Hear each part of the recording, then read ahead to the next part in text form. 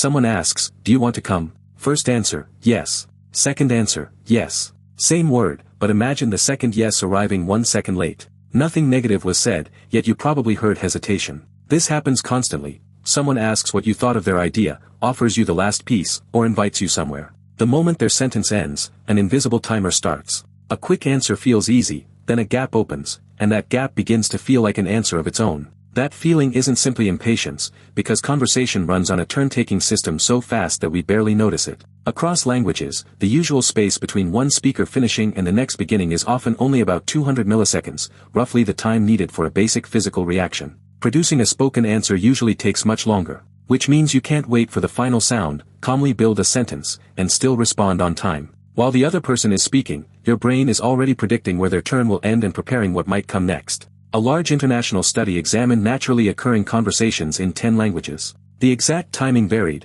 yet every language showed the same broad organization. People minimized both silence and overlap. Conversation wasn't a series of isolated speeches, it was a coordinated handover, and every handover creates an expectation. An invitation makes an acceptance or refusal relevant, a request makes compliance or rejection relevant, and a question makes some kind of answer relevant. When that expected next move doesn't arrive, the silence is no longer empty. It is late. Another study tested this with speakers of American English, Italian, and Japanese. People heard conversations with gaps of 0, 600, or 1200 milliseconds, and in all three groups, longer silence made the eventual speaker seem less willing to agree or comply. The groups still differed in their baseline judgments, which suggests the mechanism is broad while its calibration is cultural. Timing can even change what answer listeners expect. In another study, researchers played people fast and delayed yes or no responses while recording brain activity. A fast no violated the expectation created by an immediate response, but after a longer pause, that surprise was reduced. Before the answer arrived, the silence had already shifted the odds toward no. But the timer isn't a mind reader. Studies of real telephone conversations found an important limit: most positive and negative responses couldn't be separated by timing alone. Only after gaps around 700 milliseconds or longer did rejections and other socially difficult responses clearly dominate. And timing isn't the only signal. A breath, an well, or the beginning of an explanation can all become part of the delay. Now take the protocol to an extreme. Imagine every answer arriving with no gap at all. People would begin before the previous speaker had finished, questions would collide with answers, and there would be speed but no handover.